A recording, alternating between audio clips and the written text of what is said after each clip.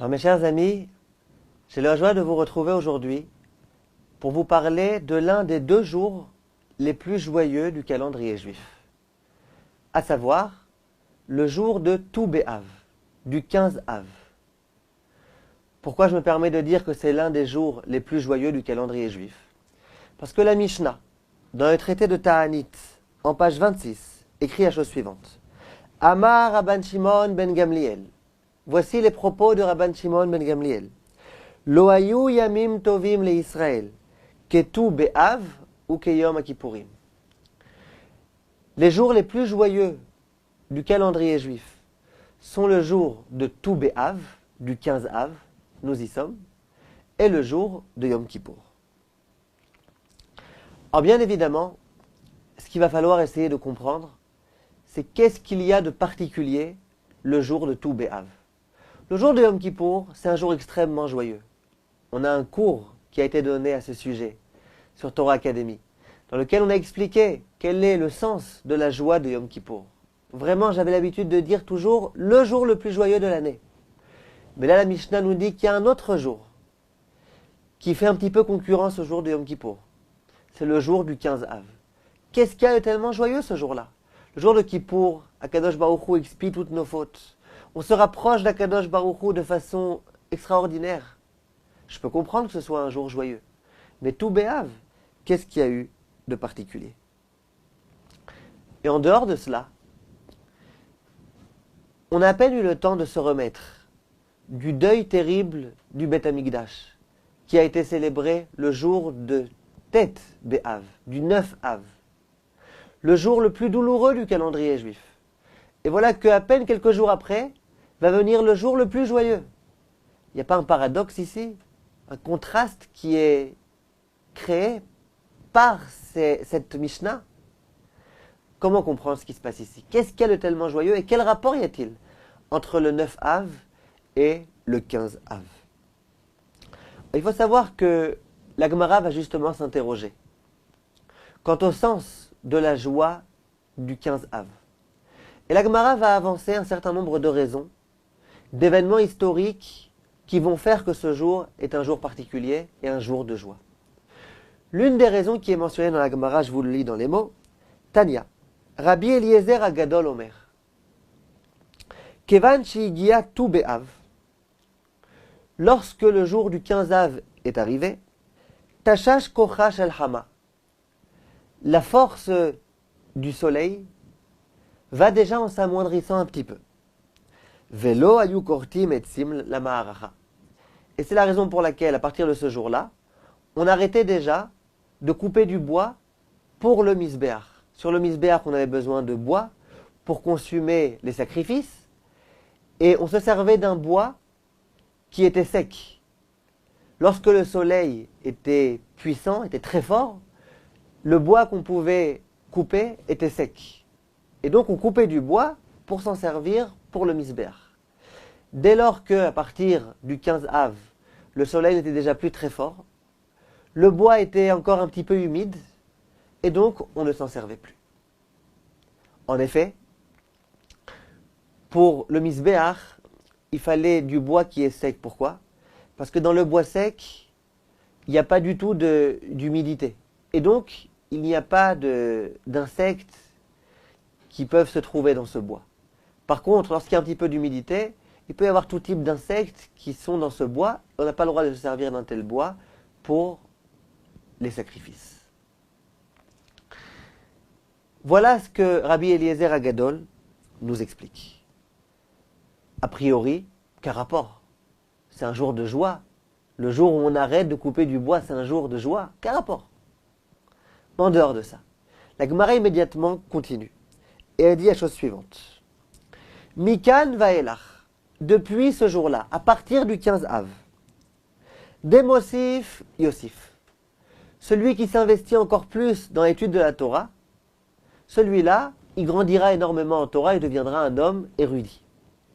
Chez Nomosif Yassif, celui qui par contre n'intensifie pas son étude de Torah à partir du 15 Av, celui-là malheureusement, il mourra, il quittera ce monde.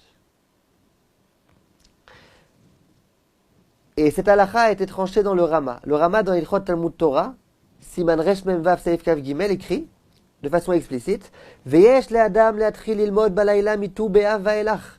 À partir du 15 Av, l'homme doit s'efforcer à étudier la nuit. Uman delo mosif, yassif. Et celui qui n'intensifie pas son étude à partir du 15 Av, celui-là, il mourra. La question qui se pose, c'est quel rapport? Quel rapport entre le fait qu'à partir du 15 Av, on a arrêté de couper le bois, et le fait qu'à partir de ce moment-là, il faut intensifier l'étude de la Torah? Et en dehors de ça, pourquoi celui qui n'intensifie pas son étude de Torah risque de mourir? Quel rapport? Qu'est-ce qui se passe ici? Alors en fait, il faut bien comprendre un point important. C'est qu'à partir du 15 Av, les nuits commencent à s'allonger et les jours à se raccourcir. C'est donc qu'il y a beaucoup plus de temps la nuit pour pouvoir étudier la Torah.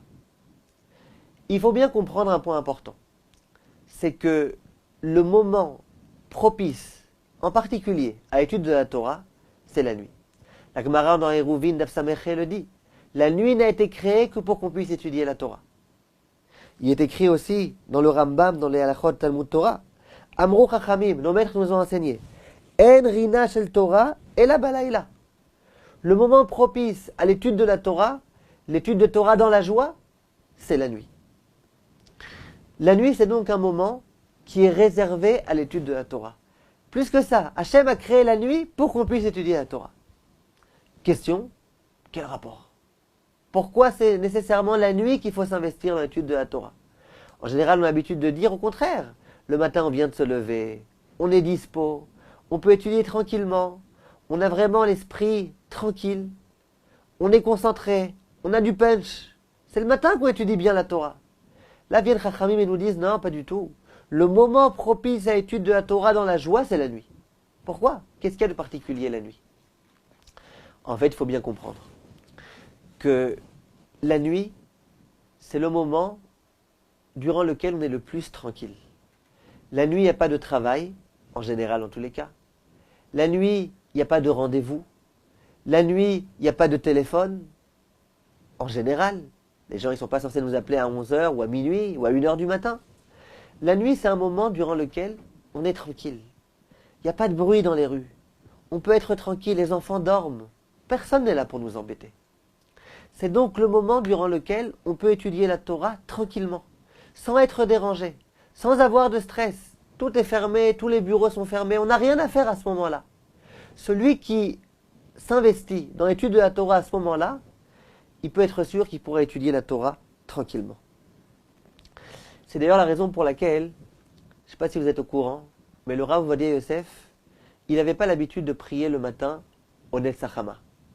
Il y a des grands rabbanim qui avaient l'habitude, tous les matins, de prier Shacharit au Netzachama. Le Rav Chaim Kanievski, le Rav Mordechai Eliyahu, beaucoup de rabbanim. Le Rav Ovadia Yosef, non, il priait le matin à 7h, pas à 5h du matin, pas à 4h30 quelquefois, ou 5h30. Toujours il priait à 7h du matin. Et beaucoup de personnes se sont interrogées. Pourtant, le moment idéal à l'office de Shacharit, c'est le Netzachama. C'est écrit dans le Shulchan Aruch, c'est écrit partout. Comment ça se fait qu'un Rav tellement grand, qui pouvait sans aucun problème se lever tôt, s'il voulait, prier, exprès, j'allais dire, à 7h du matin? Un jour, j'étais posé la question à l'un de ses élèves très très proches. Et il m'a dit, je vais t'expliquer ce que le Rav m'a dit. Le Rav m'a dit, regarde, toute la journée, il y a des gens qui viennent, qui tapent à la porte, qui me posent des questions. Et il y a des téléphones, et quelquefois je suis obligé de répondre. Quelquefois, il y a le Premier ministre qui vient me rendre visite. Toute la journée, je suis sans arrêt dérangé. J'ai aucun moment durant lequel je peux étudier tranquillement. Le seul moment durant lequel je peux étudier à peu près tranquillement, c'est la nuit. La nuit, à minuit, à 1h du matin, à 2h du matin, personne ne m'embête. Je peux étudier tranquillement, il n'y a aucun téléphone, personne ne vient, personne n'ose taper à la porte à cette heure-ci. C'est le seul moment que j'ai pour pouvoir étudier. Si je me couche à 3h du matin, 4h du matin, je ne peux pas me lever à 5h.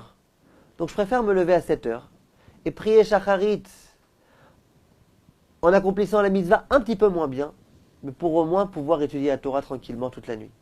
Si jamais je voulais me lever au Netz, je devrais me coucher au début de la nuit. Et donc malheureusement, j'aurais jamais aucun moment pour étudier. Le matin au Netz, je me lèverais, immédiatement les gens commenceraient à venir et à me déranger. On voit donc que la nuit, c'est le moment durant lequel on peut être tranquille. On peut étudier la Torah tranquillement.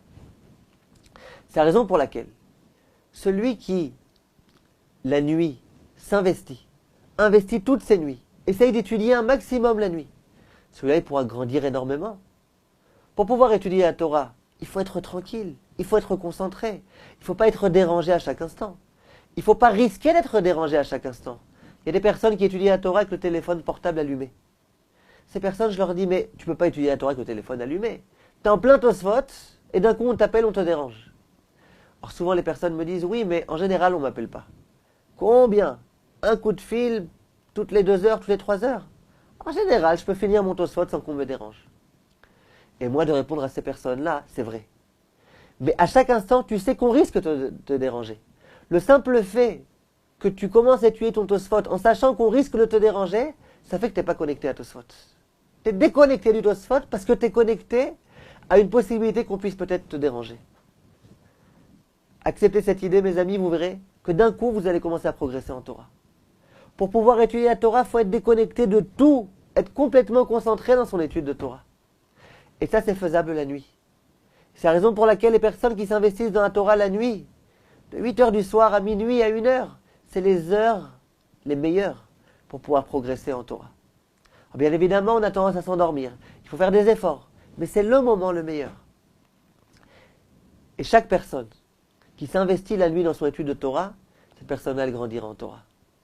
Le Rav Ben Sion Abba Shaul avait la coutume de dire qu'il ne faut surtout pas perdre ne serait-ce qu'une seule nuit. Ainsi que le Rambam écrit. Toute personne qui investit toutes ses nuits dans l'étude de la Torah, cette personne elle grandira en Torah. Il disait le Rav Ben Sion, même le Khatan, le soir du mariage, qui étudie un petit quelque chose. Pourquoi? Écrit dans le Rambam toutes les nuits. Toutes les nuits, c'est même la nuit du mariage. La première nuit du mariage. Ça veut dire que la nuit, c'est le moment durant lequel on peut pouvoir espérer progresser en Torah. C'est la raison pour laquelle une personne qui n'étudie pas durant la nuit, la nuit commence à s'allonger, il y a de longues nuits face à nous, il n'y a déjà plus de travail à l'époque, en tous les cas on ne travaillait plus dès qu'il faisait nuit, c'était l'obscurité totale. Cette personne-là, elle a 2 problèmes. Premier problème, c'est qu'elle ne s'investit pas dans les moments durant lesquels elle aurait dû s'investir. Il y a des moments tellement magiques, tellement beaux. Pourquoi tu ne t'investis pas dans ces moments-là? C'est du gâchis. Tu perds ces moments tellement beaux, tellement propices à l'étude de Torah. Mais plus que ça.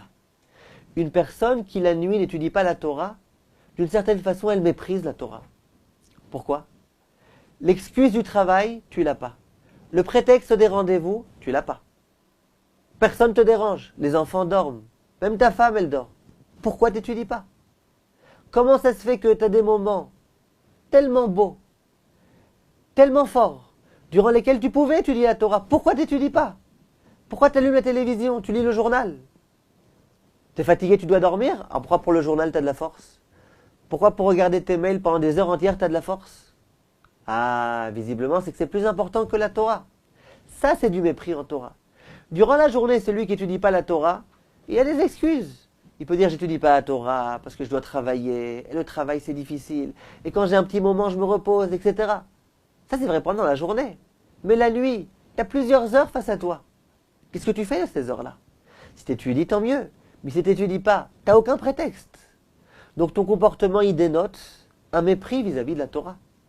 Et ça, c'est extrêmement grave. Le Pélé Yoetz dit que l'homme, lorsqu'il parle, il crée un témoin. Et ce témoin, un jour, viendra et il témoignera. Il y a des personnes qui vont vous dire, moi j'aimerais tellement étudier la Torah. J'aimerais tellement être un Kolelman, étudier la Torah toute la journée. Moi j'apprécie la Torah, moi je l'honore. Simplement, que faire? Je peux pas.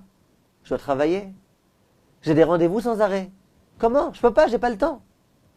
Dit le Pélé Yoetz, cet homme-là, au moment où il a tenu ce discours, il a créé un témoin. Il y a un témoin qui va l'attendre. Quand ça? Le Shabbat. Le Shabbat, il n'y a pas de travail. Est-ce que tu vas étudier ou pas? La nuit, il n'y a pas de travail. Tu vas étudier ou tu vas regarder la télé? Les vacances, il n'y a pas de travail. Tu vas vraiment étudier comme tu le dis? Toi qui apprécies tellement la Torah ou pas? Si effectivement, dans ces moments-là, tu étudies la Torah, parfait. Même les moments où tu travailles, ça prouve que la raison pour laquelle tu travaillais, c'est parce que tu n'avais pas le temps pour étudier. Et d'une certaine façon, on considérera ces moments comme si tu avais étudié. Qu'est-ce qu'on peut faire? Tu n'avais pas le choix. Par contre, si jamais à ces moments-là, tu n'étudies pas, alors là, ça prouve que tout ce que tu disais, c'était d'une certaine façon un petit peu du mensonge. Et c'est dans ce sens-là qu'on va pouvoir comprendre une Mishnah de Pirkei Avot, qui nous dit Haneor Balayla, celui qui est réveillé en pleine nuit, ou Mefane Libo Levatala, et qui pense à tout type de choses autres que Torah, qui perd son temps, qui a des pensées futiles, Areze Mitraev Benafsho. Celui-là, il met sa vie en danger. Pourquoi on a besoin de dire que celui qui pense à des choses futiles en pleine nuit quand il est réveillé? On aurait pu dire ça en journée. Réponse de Chazal, non. C'était la nuit. La nuit, personne ne te dérangeait. Il y avait un silence total. Tu pouvais vraiment te concentrer dans ton étude de Torah. De surcroît, tu étais réveillé. C'est pas que tu devais dormir, que tu étais fatigué. Tu étais réveillé. Donc tu étais réveillé à un moment où personne ne te dérangeait. Personne ne te faisait la discussion. Personne ne t'embêtait. Si à ce moment-là, tu penses à des idées futiles, tu perds ton temps, ça c'est gravissime. C'est gravissime parce que ça montre que tu méprises la Torah. Et il n'y a rien de pire que de mépriser la Torah. Voilà de quelle façon on peut expliquer cette Mishnah. Lorsqu'il n'y a pas de prétexte, lorsqu'il n'y a pas d'excuse, qu'est-ce que tu fais?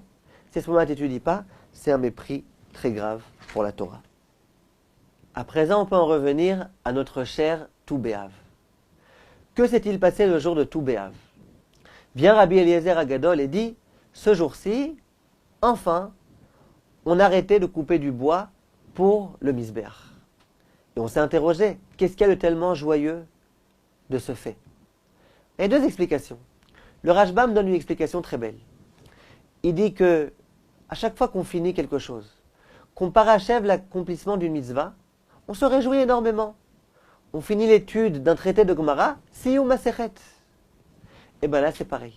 Dit le Rashbam, lorsque finalement on ne pouvait plus se permettre de couper du bois, il s'est avéré que c'était le dernier moment pour pouvoir couper le bois.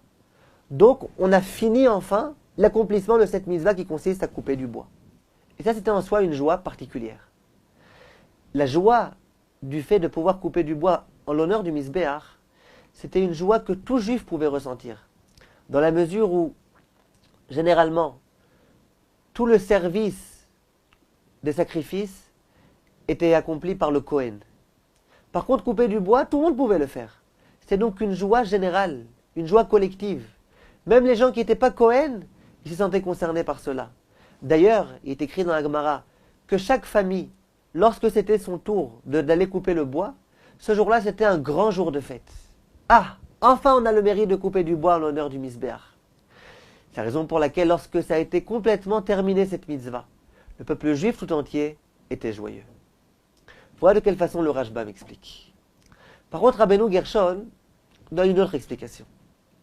Et il dit la chose suivante. Il dit, durant toute cette période-là, on devait couper du bois. Certes, on accomplissait une mitzvah extraordinaire, couper du bois en l'honneur du Misbéach. Simplement, lorsqu'on devait couper du bois, on devait fermer la Gemara. On ne peut pas en même temps étudier, en même temps couper du bois.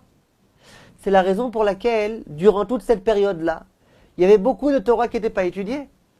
Alors c'est vrai qu'on était obligés, mais il n'empêche qu'on ne pouvait pas étudier la Torah. Lorsque le jour de Tou B'Av est arrivé, et qu'on ne pouvait plus se permettre de couper du bois, et bien d'un coup, ces personnes-là, ces bûcherons-là, pouvaient retourner, retrouver le Beth Midrash, retrouver la Gemara, et se remettre à étudier. Et ça, c'était la joie. La joie de Tou B'Av, c'était que enfin, tout le monde pouvait se permettre à nouveau d'étudier la Torah. Ça veut dire quoi?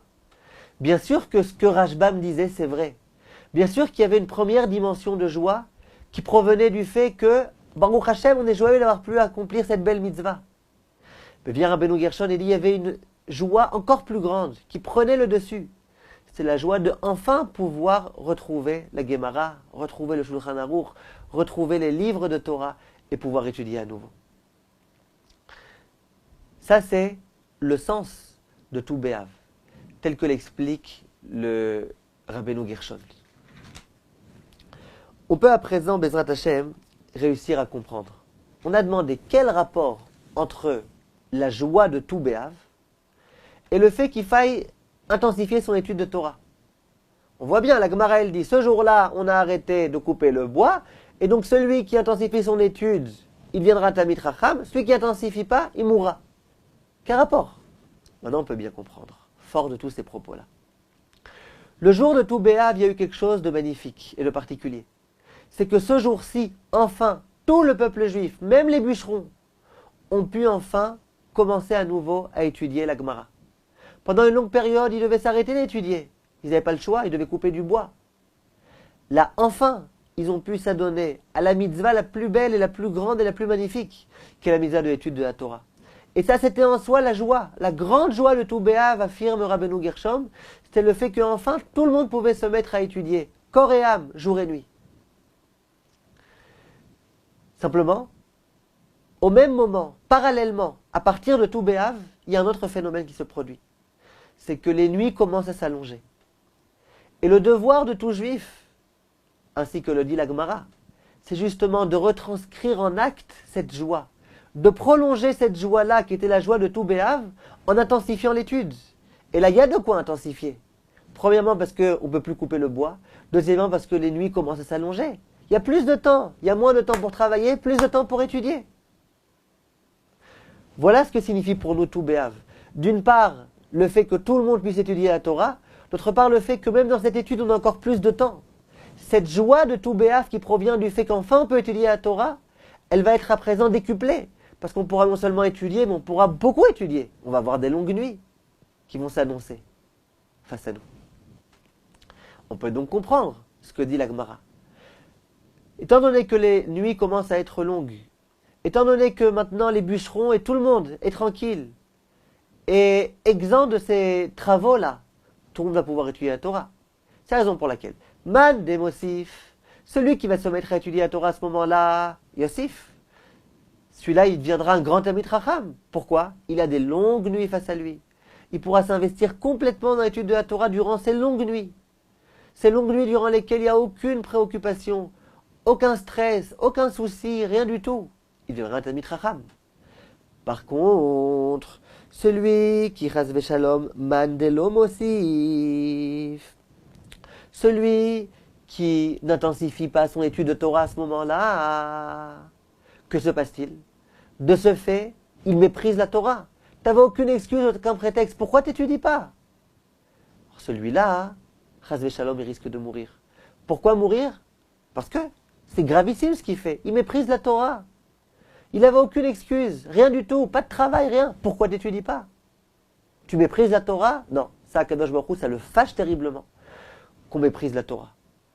Tu veux ne pas l'honorer, c'est déjà grave. Mais la mépriser, à ce point-là, que tu préfères un feuilleton de télévision plutôt que l'étude de la Torah, ça c'est gravissime. Et ça, Kadosh Baruch Hu ne permet pas. Plus que ça. La Mishnah en Pirkei Avot reprend les mêmes termes que cette Gemara. Et elle dit... Oudela Mosif, Yasef. Celui qui n'intensifie pas son étude de Torah risque de mourir. Si on réfléchit bien, l'auteur de cette Mishnah de Pirkei Avot, c'est Hillel. Hillel, on le connaît pour être un homme agréable, affable, gentil. Il y a toujours les mots agréables à dire. Comment il peut être ici tellement sévère? Celui qui n'étudie pas va mourir. Ça ne correspond pas, c'est pas adapté à Hillel.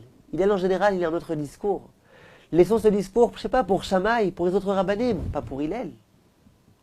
Qu'est-ce qui se passe ici? Vient Rabbeinu Yona et il dit des mots terrifiants. Il dit la chose suivante. Celui qui se dit, moi je suis Chacham, j'ai déjà étudié suffisamment de Torah. Pourquoi maintenant je vais continuer à étudier encore et encore et encore? Ça y est, j'ai suffisamment étudié. Dit Rabbeinu Yona, dans la bouche de Hillel, Yehi Ratzon, que soit l'effet de la volonté de Hachem. Chez Zéhaïch Yamout, que cet homme-là qui tient ce genre de discours meure. Veyasef el Amav, qui rejoigne ses ancêtres. Écoutez les mots ici. Velama yichye od, shegvar kam mililmod, qui en chayav tzrichim. Pourquoi voulez-vous qu'il vive encore? Si déjà il a fermé le livre, qu'il a d'emblée décidé qu'il arrêterait d'étudier. Pourquoi voulez-vous qu'ils vivent encore? Écoutez les mots.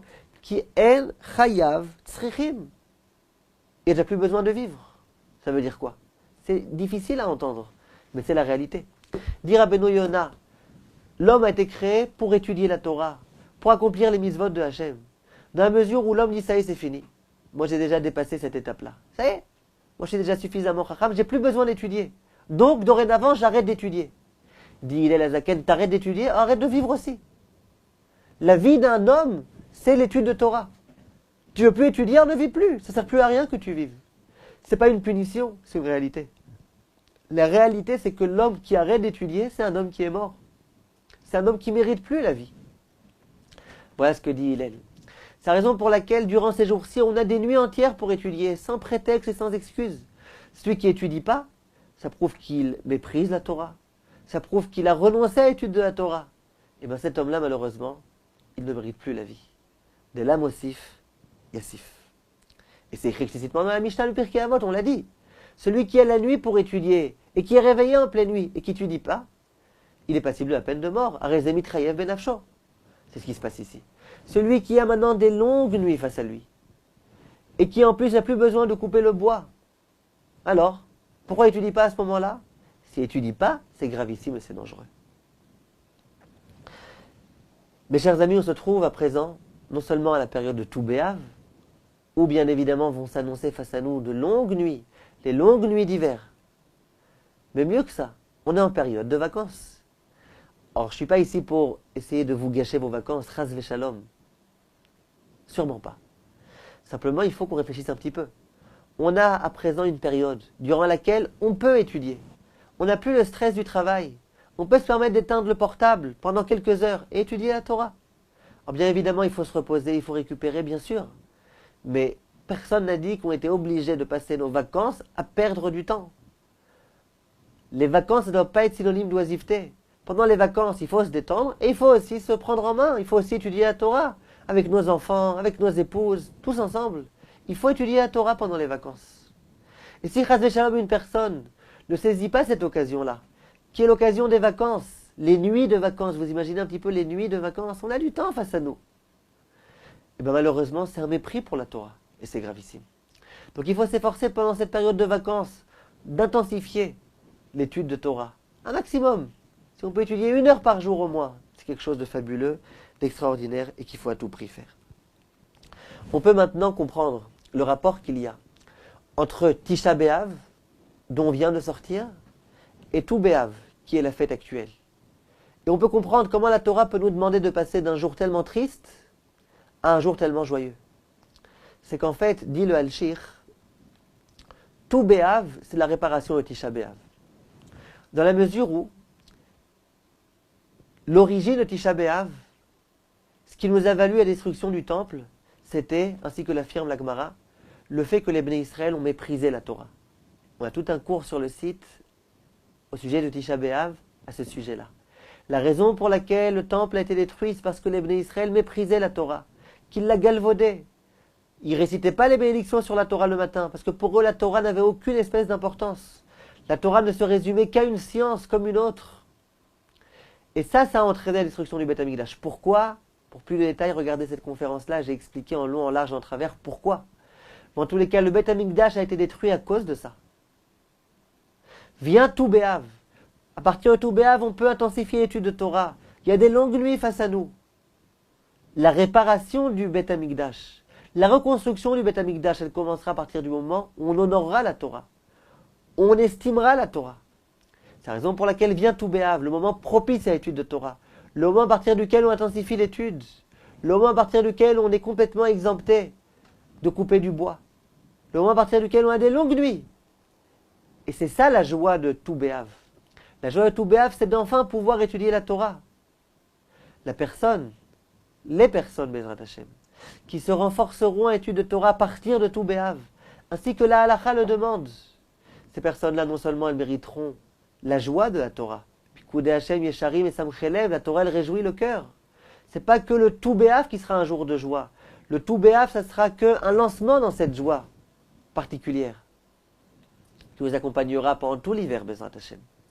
Mais plus que ça, grâce à Tou B'Av, grâce à la bonne compréhension de ce qu'est l'étude de Torah, grâce à l'honneur qu'on donnera, qu'on accordera à l'étude de la Torah, grâce à ça, on pourra reconstruire le Beth Amikdash. Le Beth Amikdash qui a été détruit parce qu'on méprisait la Torah, c'était à Tisha B'Av. À tout B'Av, on commence à investir nos nuits dans l'étude de la Torah. C'est de cette façon-là qu'on pourra reconstruire B'Ezrat Hashem, le Beth Amikdash. Bekarov Mamash. Amen ve Amen. Merci de votre attention. À bientôt.